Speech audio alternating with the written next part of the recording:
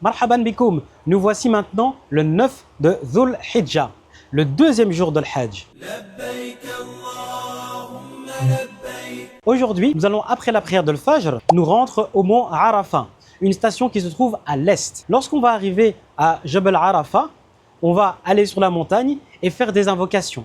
Un maximum d'invocations. Et quelle est la meilleure invocation ce jour-là, si ce n'est La ilaha illallah, wahdahu la sharika lah, lahu mulku wa lahul hamd, wa huwa ala kulli shay'in qadir. N'hésitez pas à la répéter sans cesse et sans cesse. Le jour de Arafat est un jour important.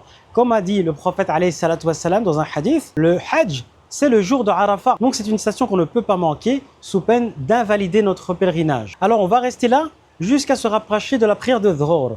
Lorsqu'on a la prière de Dhuhr, on va partir vers la mosquée de Namira. La mosquée de Namira, c'est une mosquée qui se trouve dans l'esplanade. Et dans cette mosquée-là, on va écouter le discours, le sermon du jour de Arafat. Ensuite, on va prier Dhuhr et l'Asr en les rassemblant ensemble en jama'a. Si maintenant vous n'êtes pas parti écouter le sermon, vous allez les prier de votre côté, mais en les rassemblant ensemble, faisant 2 raka'a pour Dhuhr et 2 raka'a pour l'Asr. Une fois que vous avez fait cela, à l'heure de la salat Dhuhr, vous allez retourner à Arafat et là vous allez faire ce qu'on appelle Zawal.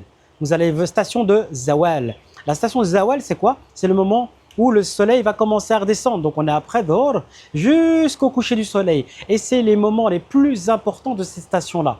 Dans ces moments-là, vous allez invoquer Allah, demander pardon à Allah, l'invoquer par tous ses plus beaux noms. Pour vous qui n'êtes pas partis, rappelez-vous que le jour de Arafat, c'est un jour de jeûne. Donc n'oubliez pas de jeûner le jour de Arafat parce que cela pardonne les péchés de l'année précédente et de l'année suivante. Un peu avant le Maghrib, vous allez partir vers Muzdalifa, une autre station de l'Hajj, pour y prier le Maghrib et l'Aïcha en les rassemblant. Et vous allez raccourcir la prière de l'Aïcha en passant de 4 à 2 raka'a. Et vous allez passer la nuit à Muzdalifa, une nuit magnifique où vous serez encore sous tente. Et n'hésitez pas à ce moment-là de ramasser des petits cailloux pour pouvoir préparer la lapidation des stèles. Il vous faut à peu près 70 cailloux si vous faites les 3 jours de lapidation. Si vous en faites que 2, il vous faut à peu près une 50aine de cailloux. Donc pour récap, la station de Arafat, on y va en début de journée. On va sur le mont Arafat, on fait des invocations. Ensuite, on peut aller du côté de la station de Namira à la mosquée pour écouter le discours et revenir sur le mont Arafat et rester jusqu'à ce qu'on approche du Maghrib.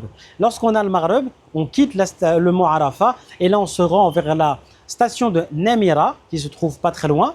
Et à la station de Namira, on va y passer la nuit, on va rassembler Maghrib et l'Aïcha et on va surtout y ramasser les 50 si vous faites 2 jours de lapidation ou 70 cailloux si vous faites 3 jours de lapidation.